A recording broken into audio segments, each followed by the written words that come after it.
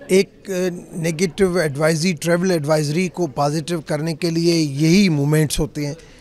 यही मेरा ख्वाब है, यही मेरी शुरुआत थी कि पहले मैं हर वेडनेसडे के दिन जाऊं, हर वेडनेसडे के दिन डिप्लोमेट्स को लेके जाऊं, उनको विज़िट कराऊं मुख्तलिफ साइट्स, फिर उनको जो है वो राउंड टेबल कॉन्फ्रेंस करके उनको कन्विंस करूं।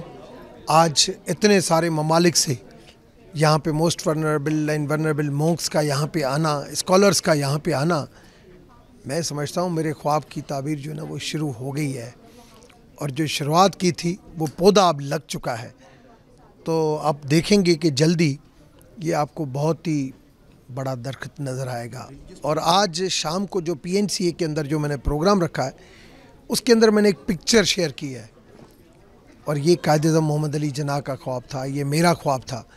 जो इम्प्रेशन जाए दुनिया में कि पाकिस्तान के अंदर जितनी भी रिलीजियस प्लेसेस हैं, उसके जितने फॉलोअर्स हैं, वो ओपन स्काई के नीचे बैठ के और ऐसे इबादत कर रहे हैं।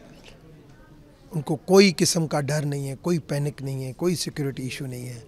तो ख्वाब जो है वो जो भी आदमी सच्ची नीयत के साथ देखता है तो वो ख्वाब नहीं, वो हकीकत हो जाता है। और जब ख्वाब के अंदर ह्यूमैनिटी शामिल हो तो गॉड ब्लेसिंग ऑटोमेटिक आ जाती है। पाकिस्तान का soft image in the eyes of the international community, Pakistan की इकोनॉमी को बूस्ट करना, पाकिस्तान के अंदर पब्लिक टू पब्लिक के रिलेशन बढ़ाना, पाकिस्तान के अंदर पब्लिक को थ्रू कल्चर एक्टिविटी, भिखारी की तरह नहीं।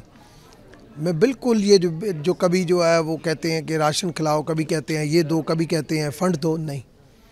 मैंने इवन अगर अथॉरिटी बनाई वो भी मैंने लिखा कि सेल्फ सस्टेनेबल, हर चीज़ ऑटोमेटिक अपने तरीके से चले।